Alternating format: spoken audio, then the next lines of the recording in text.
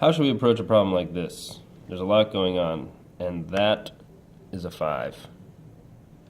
Well, the first thing we need to know is that we need to get these x's together. They're the unknown amount. We need to group them into one space so that we can isolate them and figure out what that is. One temptation would be to distribute this 3 right away, but that's actually going to make more work for us. In this case, we want to undo everything around it and end up with that group at the end. So I'm going to go with, I could multiply by 10 to get rid of this 10 and divide by 3 to get rid of this 3, but doing both at the same time, really helpful. So this is, this is multiplying by 10, 10's on top, 10 over 1, but also it's dividing by 3, it's making thirds of everything, which is going to perfectly reduce this to 1 over 1, and 1 and 1. Everything is equal to 1. But for this to happen, we have to multiply by 10 over 3 over here. That's the only thing that allows this inequality to stand. We can make this 10 thirds bigger if we make this side 10 thirds bigger. 10 thirds bigger. Okay, so let's do that. That's going to be 40x, it's 4x times 10. And the bottom of the denominator is 5 times 3 is 15. Ask yourself, did I divide or multiply by a negative number? No, we did not. So we can leave this inequality the way it was. And over here we have 1 over 1, x minus group of x minus 5. So we have x minus 5 left.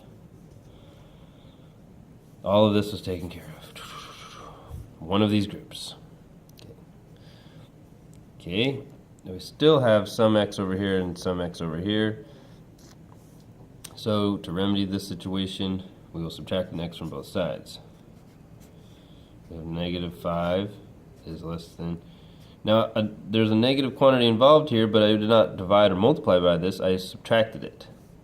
Took away that x, leaving me with the negative 5 over here. This side is a little difficult. I guess I'll have to say that I took away 15/15ths of x. So I'm going to have to expand this out. This side is now 40x over 15 minus 1x, which is 15 over 15x. I chose that, of course, so now it can fit with this.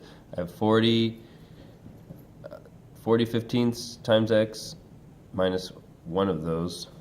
So it's going to be negative 5 is less than or equal to 25 15ths x.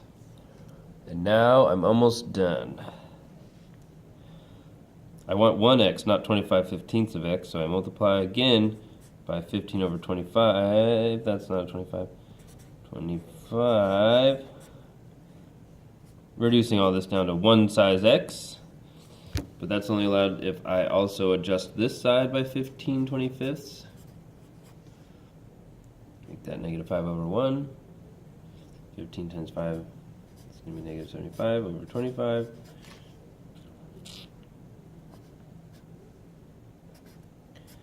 And I have to ask myself, have I divided or multiplied by a negative? No, I have not. This whole time I have not. And so we're good to go. I can reduce this down to negative 3 is less than or equal to x.